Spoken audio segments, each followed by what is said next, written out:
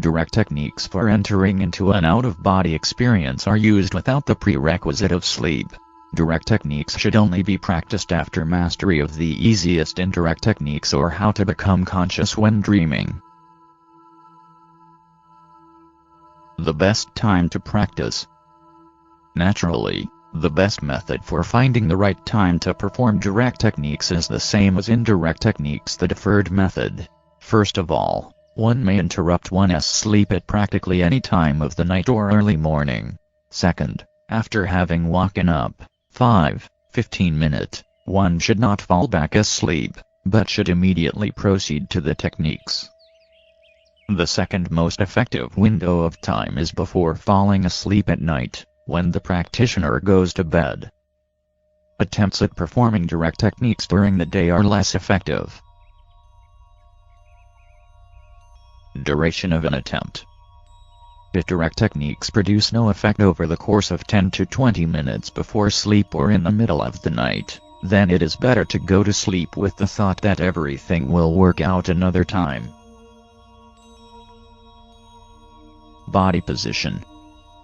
If sleep comes quite easily to a practitioner, a less natural position should be taken.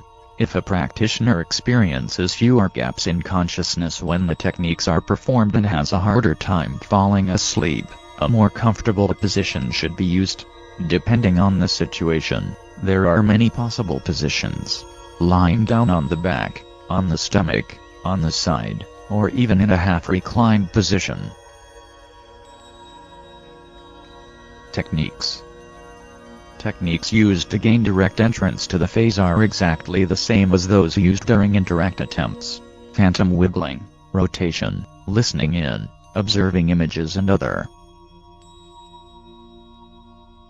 The free-floating state of mind.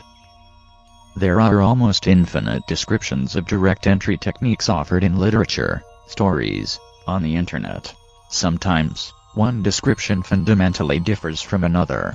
In the majority of cases, however, common threads exist that unite almost every description of a particular technique. Short lapses in consciousness, memory gaps, and drifting in and out of sleep, all of which are hallmarks of the free-floating state of mind. Not every lapse of consciousness leads to the phase.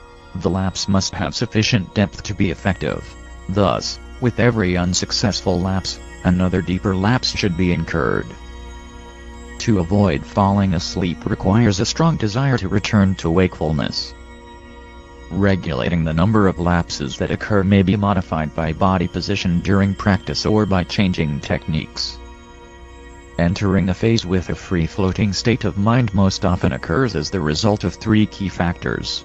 First, one technique or another may begin to work well during a lapse. Second, nearness to the phase may unexpectedly manifest itself through sounds or vibration after a lapse. Third, when exiting a lapse, it is sometimes easy to separate or quickly find a working technique by paying attention to initial indicators.